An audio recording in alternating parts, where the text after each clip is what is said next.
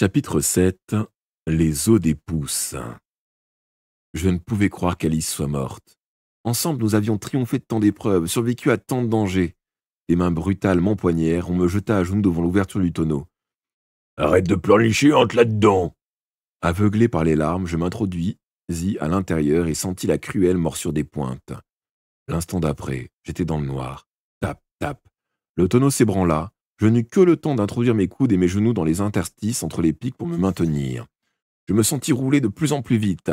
La force centrifuge me pressait contre les dards de fer. Le tonneau rebondit sur une bosse et je manquais d'être transpercé. Puis la vitesse de rotation diminua jusqu'à l'arrêt complet. Je ne bougeais pas, attendant qu'on ôte le couvercle, ce qui emplit la lumière de ma prison de bois. Un visage apparut, celui de Stanton. « Vivant !» gueula-t-il. Un ton de sinistre de satisfaction, il m'ordonna. « Sors de là, sale petit sorcier, le Bugan va s'occuper de toi. » Je rampais hors du tonneau, me déchirant les mains et les tibias. J'entendis alors un choc sourd suivi d'un cri de douleur. Alors que je me relevais tout tremblant, Stanton pivota, l'épée haute. Avant qu'il ait eu le temps d'abattre son arme, un deuxième coup le fit tomber à genoux. Du sang jaillissait de son front. « Alice !» Elle était debout devant moi, une grosse pierre à la main. Elle venait d'assommer Stanton et le dernier garde. Une vague d'émotion me submergea, mélange de stupeur, de soulagement et de joie. Puis la peur revint. Des cris lancés du haut de la colline me firent lever la tête. Les soldats dévalaient la pente. « Cours, Tom !» me cria Alice. Se débarrassant de la pierre, elle bondit dans le sous-bois. Je m'élançai sur ses talons. Au début, les vieux arbres aux branches hautes étaient bien espacés. Un coup d'œil par-dessus mon épaule me révéla nos poursuivants à une centaine de mètres derrière nous. Nous franchîmes un ruisseau pour nous diriger vers une futaie qui n'avait pas été débroussaillée. Au moment où je me jetais dans un taillis, un deuxième coup d'œil m'apprit que les hallebardiers perdaient du terrain. À présent, ce n'était plus qu'une question d'endurance, à moins que nous réussissions à les égarer dans l'épaisseur du bois. Nous courûmes de longues minutes. Les feuilles mortes craquaient sous nos pieds et des branches nous cinglaient le visage. Nous faisions beaucoup de bruit, mais les soldats aussi, et nous les distancions de plus en plus. Alice s'arrêta soudain et désigna les buissons sur notre gauche. S'accroupissant, elle se fraya un passage dans l'enchevêtrement de feuilles et de branches. Nous nous enfonçâmes à quatre pattes dans le taillis, aussi silencieux que possible, puis nous tendîmes l'oreille. Des appels montaient au loin de plus en plus faibles. Finalement, ils se turent. Alice me prit la main. « Désolé, Tom, tu as eu peur pour moi ?» L'émotion me serra de nouveau la poitrine. « Je t'ai cru morte, » avouai-je. « Comment le gars a-t-il pu se laisser tromper sur ton état ?»« Oh, il ne s'est pas vraiment trompé. J'ai suspendu ma respiration et arrêté les battements de mon cœur. Avec un peu d'entraînement, c'est facile. Lizzie m'a enseigné cette technique très utile quand on traite avec les esprits, bien qu'ils ne soient pas sans danger. Certaines sorcières oublient de reprendre leur souffle et ne se réveillent jamais. »« Tu aurais dû me prévenir, » dis-je en lui pressant les doigts. « Je n'y avais pas pensé avant d'entrer dans le tonneau. Ce n'est qu'une fois à l'intérieur que l'idée m'est venue. Ça valait mieux que d'être jeté en pâture au Bugan, non? D'ailleurs, on ne s'en est pas sorti sans douleur. » Elle avait raison. Nous souffrions tous deux de nombreuses plaies. Nos vêtements étaient en lambeaux. « On ressemble à des moules d'île, » plaisantai-je, en regardant ses pieds salis de boue. Les sorcières de ce clan marchaient toujours pieds nus et s'habillaient de loques. « Toi, fit-elle sarcastique, tu sais parler aux filles ?» Voyant ma figure s'allonger, elle éclata de rire, puis elle soupira. « Pauvre Adriana, elle nous a permis de survivre, mais dans de sales draps. Elle est bonne pour la Bugan, c'est sûr. » Nous n'osâmes pas quitter notre cachette avant une bonne heure. Nous prîmes alors la direction du sud-est, dans l'espoir de rejoindre la colline où l'épouvanteur devait nous attendre. Mais y serait-il encore? Il s'était passé beaucoup de choses depuis notre départ pour Douglas. Au bout de quelques minutes de marche, nous entendîmes des aboiements. « Des molosses, dis-je. Alors que nous étions crus sauvés, la traque avait repris. S'ils nous capturaient, les soldats nous feraient payer le cher le tour d'Alice leur avait joué, avant de nous livrer au Bugan. Ils seraient sans pitié. Nous reprîmes notre course. Cette fois, les bruits de poursuite se rapprochaient rapidement. Quand je regardai en arrière, je vis 3 hommes encore à bonne distance, mais les chiens, eux, gagnaient du terrain. Je n'avais pas mon bâton, rien qui me permette d'affronter ce genre de bêtes. Elles seraient sur nous avant eux, et nous sentirons leur croc. Elles auraient le temps de nous déchiqueter avant que leur maître les attrape. Or, d'un coup, ma panique cessa, et je m'arrêtai. Alice, surprise, se retourna. Hors d'haleine, je lâchai. « Tout va bien, ce sont les chiennes de Billerquite. » Je venais de distinguer leur aboiement caractéristique entrecoupé de hurlements. Et presque tout de suite, Griffe et ses petits, sang et os, bondirent vers moi, se bousculant pour me lécher le visage et les mains à qui mieux mieux. Mais qui étaient les 3 hommes? Un seul aurait dû courir derrière eux, mon maître. Je plissai les yeux. L'un d'eux était bien l'épouvanteur, encombré de nos 2 sacs et de nos bâtons. Quand ils furent plus proches, je reconnus le capitaine Baines. Le 3e était un jeune homme d'une vingtaine d'années, aux cheveux blonds, avec un bon visage honnête. « Eh bien, lâcha mon maître, quand il nous rejoignit enfin, vous pouvez vous vanter de nous avoir fait courir. » On a cru que c'était les soldats de Krikagik, qui étaient de nouveau à nos trousses, expliquai-je. « Comment avez-vous réussi à vous échapper » demanda le capitaine.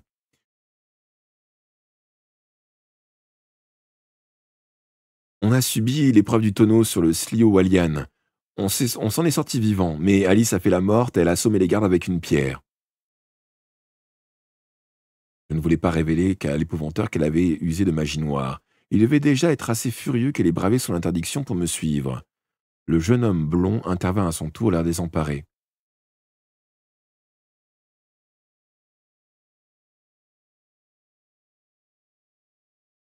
Tous les condamnés ont déjà été testés. Ne devait-on pas envoyer le dernier groupe sur la colline ce soir? Ça s'est passé à l'aube pour éviter les spectateurs, expliquai-je. Anxieux, il insista. Et les autres, que sont-ils venus? Y avait-il une jeune fille appelée Adriana?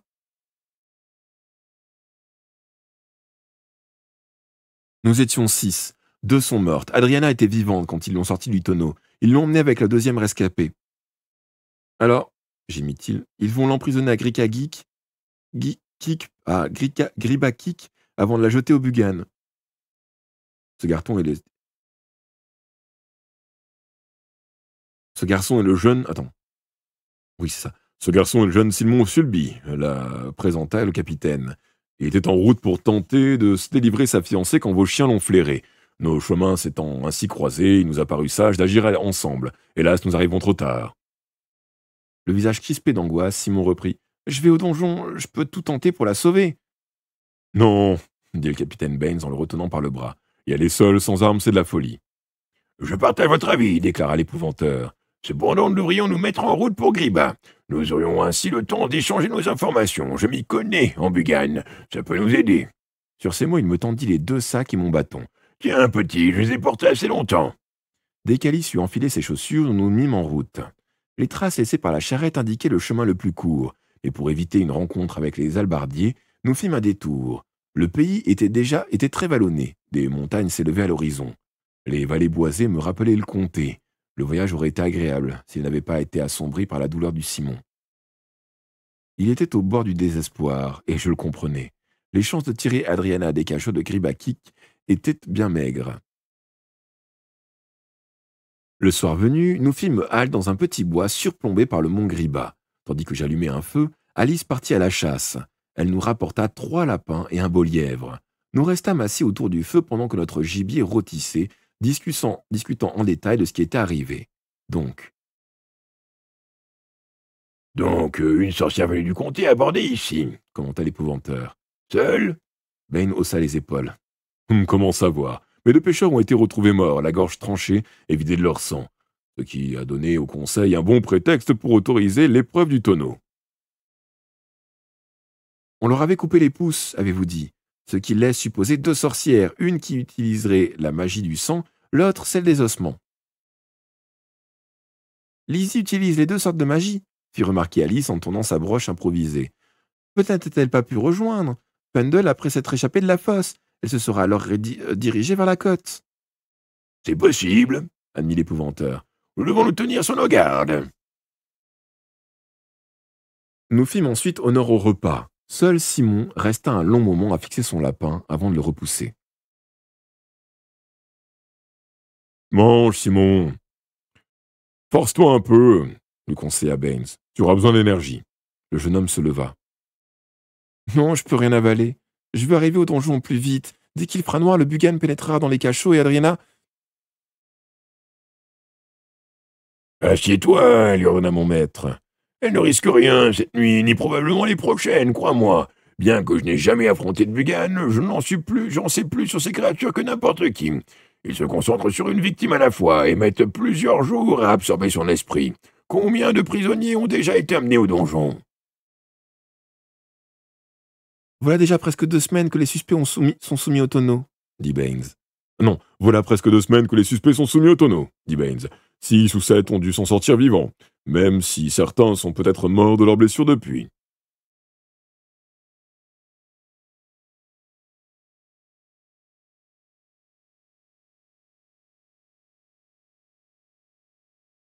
Toutes les victimes sont-elles des réfugiés du comté? Toutes sauf Adriana. Sans l'intérêt du Lord Barul pour elle, ne lui serait rien arrivé. Voilà qui achève de me décider, reprit mon maître. Je suis au service du comté et de ses habitants. Qu'ils soient chez eux ou à l'étranger, il est de mon devoir de secourir ces gens. On va tenter de les faire évader, demandai-je. Sans doute, petit, le moment venu. Mais pour l'instant, j'ignore comment. Nous allons les mettre hors d'atteinte de l'obscur par un autre moyen. Si le repère du Bugan est bien la chapelle en ruine, c'est là que nous nous rendrons. Après le souper, nous restâmes assis à discuter près du feu. Le soleil avait disparu. Les premières étoiles s'allumaient au-dessus de nos têtes. Il n'y avait pas un souffle de vent et les bois étaient tranquilles. Seul le halètement des chiens troublait le silence. À quel point Bugan est-il dangereux? Voulut savoir Baines. Autant que vous soyez prévenus, Répondit l'épouvanteur. Se tournant vers moi, il ajouta. Prends ton cahier, petit, et note ce que je vais dire, car certains éléments manquent à mon bestiaire. Il patienta le temps que je sorte de mon sac ma bouteille d'encre, ma plume et mon cahier. Puis il commença.